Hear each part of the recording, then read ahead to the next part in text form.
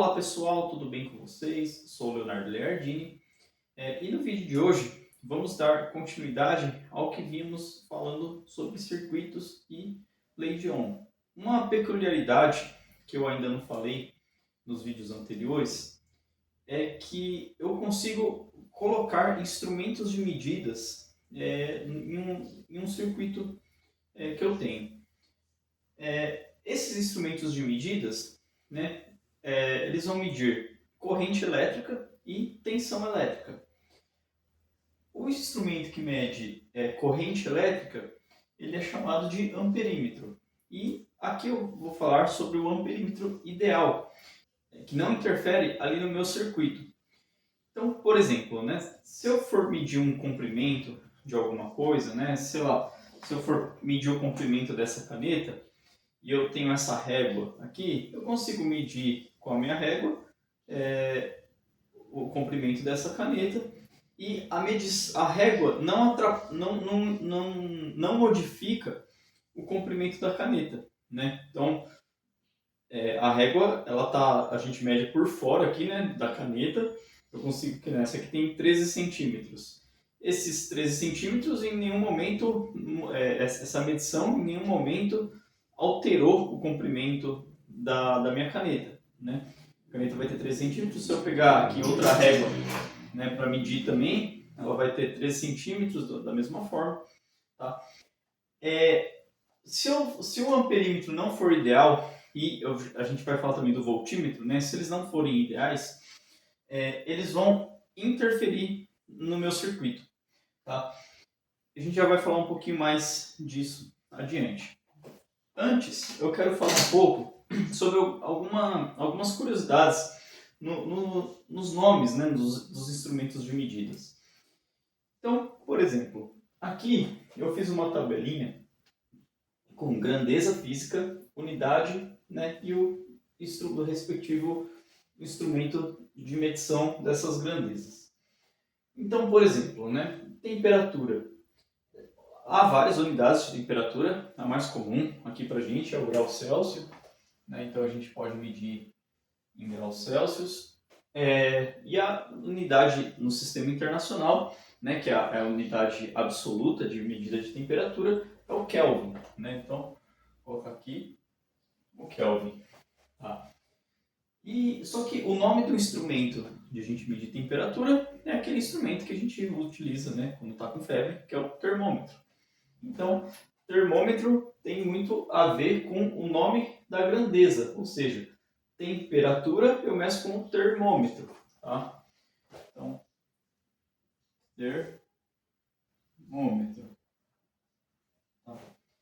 Se eu for medir, por exemplo, velocidade, o nome do instrumento que mede velocidade, a gente tem no painel do carro ali, por exemplo, é o velocímetro. Né? Então, velocidade, velocímetro. Então, eu vou anotar aqui também, ó. Velocímetro. Certo? Alguns instrumentos meio que não tem nada a ver com o nome da grandeza. Então, por exemplo, distância. Né? Há vários instrumentos de medir distância, mas eu posso pensar numa régua, por exemplo. Tá? Então, numa régua. Porém, uma unidade de distância muito conhecida é o metro, né? O quilômetro, metro. Então, vou anotar aqui, ó, metro, quilômetro. O metro, inclusive no sistema internacional.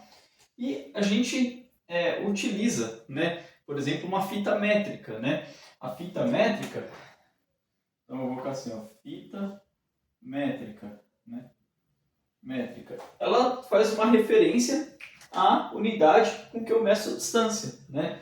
Eu tenho o metro, a fita métrica, né, ela é dada em subunidades de metro. Né? Então eu tenho o centímetro, né, o milímetro, que são subunidades do metro. E a gente tem um instrumento cujo nome faz referência à unidade de medida de distância. Tá? Aqui no caso, o instrumento faz referência à grandeza, né? E não, a gente não tem, por exemplo, um kelvímetro, sei lá, né? Porém, quando a gente vai falar em corrente elétrica, qual que é a unidade de corrente elétrica que a gente já viu? É o ampere, né? Ampere, que é o coulomb por segundo, né? Até colocar aqui, ó, coulomb por segundo, tá? Que é a quantidade de carga por segundo que atravessa uma dada área, uma seção transversal ali. Corrente elétrica é dada em ampere no sistema internacional e o nome do instrumento é o amperímetro, tá? Ou seja, é um instrumento cujo nome faz amperímetro, faz referência à sua unidade de medida. Tensão elétrica, como a gente vai ver logo adiante, também, né, faz referência, a gente tem o volt e o nome do instrumento é o voltímetro. Mas é só uma curiosidade para a gente ver que nem sempre, né? Então, por exemplo, o tempo a gente mede em segundo e ou minutos, né, horas, enfim, posso até colocar aqui, né, minutos, horas. Mas a gente fala em cronômetro, por exemplo, né? Então, a gente tem aqui o cronômetro. Eu assento no lugar errado aqui. O cronômetro, né? E crono tem a ver com tempo, né? Tá? Massa, a gente tem como que a gente mede massa, né? Com a balança. Então, vamos pensar aqui, né? Numa balança, aqui, sei lá, quilogramas, né? E você vê que balança não tem nada a ver com massa e nem com quilograma. Acho que está muito mais ligado, o nome deve estar ligado à ideia da balança, tipo, de eu balancear, né, de alavanca, né, como se fosse uma gangorra, né, as balanças eram meio que feitas com o princípio da gangorra, né, então acho que tem a ver com isso, eu acredito. Tá? E velocidade, né, que a gente já colocou aqui, velocímetro, né, a gente pode colocar aqui em metros por segundo, mas enfim, então, por exemplo, a gente poderia ter um instrumento que fosse fazer referência a quilogramas, né? Então, sei lá, seria um quilogramímetro, sei lá, alguma coisa assim, tá? Mas não, a gente tem a balança. Então, alguns nomes dos instrumentos, eles são por motivos históricos, né? Outros por motivos, né, em homenagem ao ampere, que é a unidade de medida em homenagem ao cientista, e o instrumento também, né, acaba vindo daí. Então, assim, só uma curiosidade, que nem sempre, né, a gente utiliza o nome do instrumento fazendo uma menção à unidade de medida. Né? Às vezes sim, às vezes não, às vezes tem um motivo histórico. Só por curiosidade, e vamos agora dar sequência ao nosso vídeo. Bom, voltando agora ao assunto do amperímetro ideal. E o porquê que eu coloquei o nome ideal? Vamos entender quais são as propriedades do amperímetro para a gente entender o nome ideal. Primeira coisa, né? Com o amperímetro eu quero medir a corrente elétrica. E toda vez que eu quero medir a corrente elétrica, eu vou medir em um trecho ali do meu circuito, tá? Em algum trecho de interesse.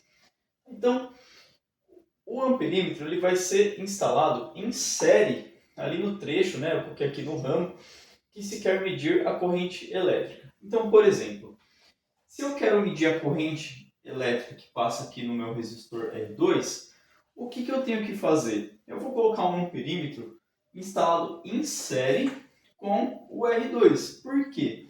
Lembrando de que associações em série, a corrente é a mesma. Então, a mesma corrente que passa aqui pelo R2, que eu chamei de I2, vai ser a corrente que vai passar pelo amperímetro. A corrente que passa aqui no amperímetro também é I2, tá? Porque ele está em série com o meu resistor R2. Então, se eu quero conhecer a corrente que passa no R2, eu coloco um amperímetro instalado em série ali com esse trecho que eu quero descobrir. E agora o motivo do nome ideal é porque o amperímetro possui uma resistência RA, que eu chamei na resistência do amperímetro, igual a zero, tá? Por que igual a zero? Porque se essa resistência ela for um pouco maior do que zero, né, a gente vai ter, em vez de eu ter aqui um R2 e aqui eu só ter um amperímetro, o amperímetro funcionaria como uma nova resistência aqui no meu circuito. E eu não quero que isso aconteça, porque o meu interesse é em medir, né, a corrente que passa ali. Eu não quero colocar mais um obstáculo ali para a corrente passar. Né? Eu apenas quero medir. A intenção de eu colocar um perímetro é realizar uma medição. Né? Ou seja, lembra que eu medi essa caneta aqui com a régua? Eu não alterei o comprimento da régua da caneta na hora que eu medi com a régua. Eu não quero alterar aqui as propriedades, aqui o que está acontecendo aqui no meu circuito quando eu coloco esse amperímetro, né? Da mesma forma que eu coloquei a régua para medir a caneta, sem alterar o comprimento da caneta, eu não quero alterar tensão, corrente, não quero alterar nada quando eu instalo o meu amperímetro. Tá? Então, o amperímetro ideal ele tem resistência igual a zero. Na prática, isso não vai acontecer. Né? Quando a gente faz um tipo de instalação desse, né, ligado aqui no meu ramo aqui, o que a gente chama de um amperímetro ideal, que é resistência igual a zero, é uma resistência que tende a zero. Né? Ou seja, se o meu R2, por exemplo, aqui tem 3 ohms, né, que a gente colocou aqui, o amperímetro ia ter 0,00001 ohm. Tá? Ou seja, a resistência do amperímetro em relação à resistência que tem no meu circuito, ela é desprezível. Né? Então, o que a gente coloca como desprezível é falar que a resistência é zero. Beleza. Tá? Então, vamos para um exercício, né, de aplicação. Vou utilizar aqui o mesmo exemplo. Tá? Só para deixar claro, né, aqui a gente tem um circuito com uma tensão V, né, dada aqui por uma bateria. Sai uma corrente I, aqui, né, do polo positivo. Essa corrente tem o resistor R1, tem o resistor R2, então ela se divide entre em I1 e I2. Depois o I2 é o mesmo aqui, né, que passa pelo amperímetro. Depois elas se juntam e volta a ser I, tá? Que é a resistência que passa pelo meu resistor R3, né, que vem, volta para cá e entra aqui no meu polo negativo. Que são dados do exercício, né? R1 2 ohm, R2 3 ohm e R3 5 ohm. Beleza. O exercício fala o seguinte, ó. No circuito ao lado, eu fui lá com o meu amperímetro e no reloginho ali do meu amperímetro, se ele for, né, de ponteiro, mas se ele for digital, vai aparecer lá no visor que deu 2 ampere. Tá? Então, apareceu aqui no amperímetro 2 ampere. Qual é o valor da corrente que passa pelo resistor R3? Então, ele quer saber a resistência que passa pelo R3, que é I, que é a resistência total aqui, né? E qual é o valor da DDP da bateria, ou seja, a diferença de potencial, que é o nosso V. Tá? Então, eu vou começar. Eu quero calcular a corrente I. Então, quem que é a corrente I? I, eu posso falar que é I1 mais I2, né? Como a gente já viu nos outros vídeos. Mais I2. Só que eu não conheço nem I1 e nem I2. Tá? Então, o que a gente vai fazer? Isso aqui eu não conheço. E isso aqui também, por enquanto, eu não conheço. Só que ele fala, o exercício fala que a medida do amperímetro ali é igual a 2 ampere. 2 ampere. Se a medida do amperímetro é 2 ampere, significa que o I2 é 2 ampere. Então, isso aqui é igual a I2. Tá? Então, a resistência I2 a gente já conhece. Tá? Mas e agora a resistência I1? A corrente I1? Se a gente conhece o I2 e a gente conhece a resistência 2, como a gente vai ter a diferença de potencial aqui desse ponto para esse ponto? Vou dar nome aqui, ó. Eu vou chamar esse trecho de BC, por exemplo. Tá? BC. E a diferença de potencial aqui, ó, do ponto C até o ponto B, ó, porque a corrente está aqui nesse sentido, né? Então, VCB é igual a R2 vezes I2. Então, vai ser R2 vezes I2. Quem que é R2? É 3 ohm. 3 ohm.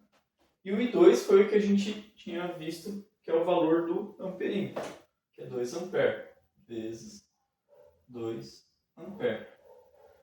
Então, o VCB é igual a 3 vezes 2, 6 ohms ampere volt. Tá? Então, a gente já encontrou aqui o VCB.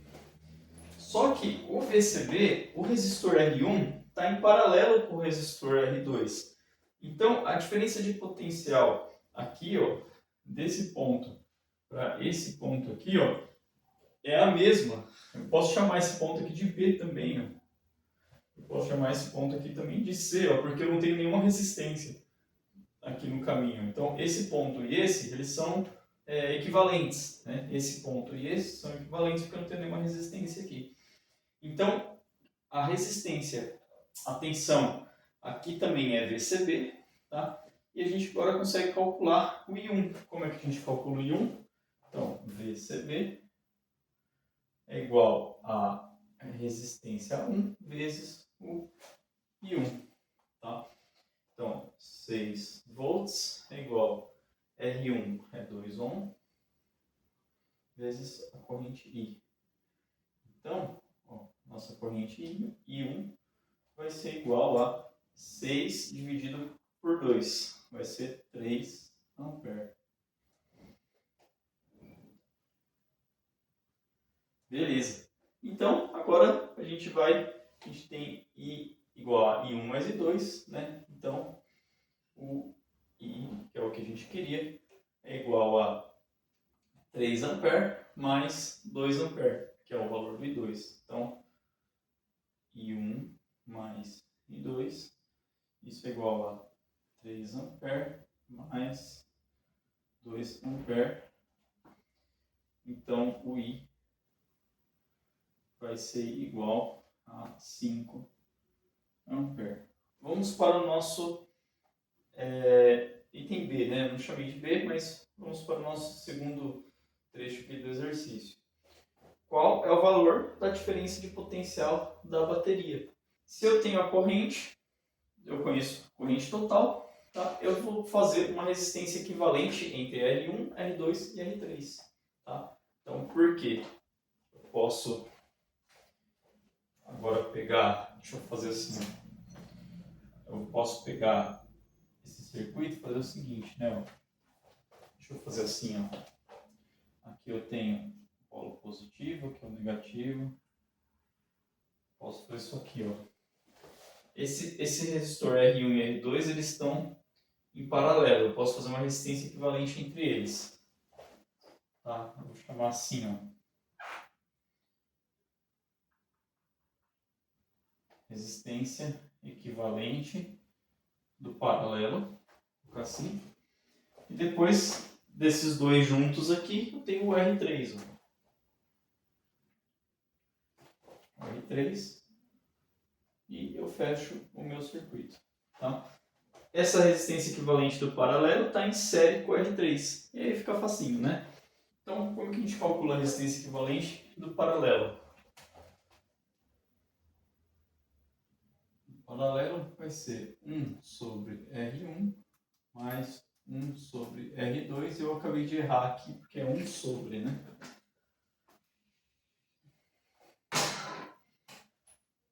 1 sobre R equivalente do paralelo. Tá. Então, isso aqui vai ser igual a 1 sobre 2 mais 1 sobre 3. Então, 1 sobre 2 ohms mais 1 sobre 3 ohms. Tá. 2 e 3, o MMC é 6. Então, 1 sobre R equivalente do paralelo é igual a 6 ohms. 6 dividido por 2, 3, vezes 1, 3. Mais 6 por 3, 2, vezes 1, 2. Então, isso aqui é igual a 5 dividido por 6 ohms. Só que eu quero o inverso disso. Então, eu quero o inverso disso. Então, o R equivalente do paralelo é igual a 6 quintos de ohm.